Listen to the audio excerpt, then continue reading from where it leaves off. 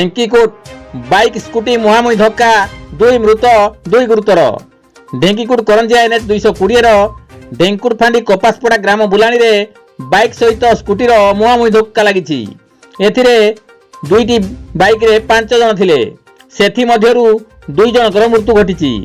दुर्घटना स्थल समस्त 108 आंबुलांस जोगे पाटना गोष्ठी स्वास्थ्य केन्द्र को निया जाइतिला।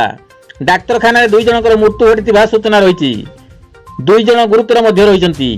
ढेंकीकोट सड़क बाहर 3 जन युवक निज ग्राम को स्कूटी रे जाउथुवा बेले भोलगड़ा ग्रामर मित्रभानु बेहेरा निज स्त्री सुलेखा बेहेरा को बाइक रे विपरीत दिगरु ढेंकीकोट को आसुले।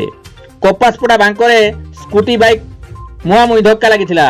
एही दुर्घटना रे भोलगड़ार मित्रभानु बेहेरा एवं सड़क बाहरी ग्रामर जुआई तथा गोपालपुर बासिंदा जदुमणि मुंडांकर मृत्यु घटी। पूर्वर मध्य एही स्थान रे 8 जनकर जीवन गलानी।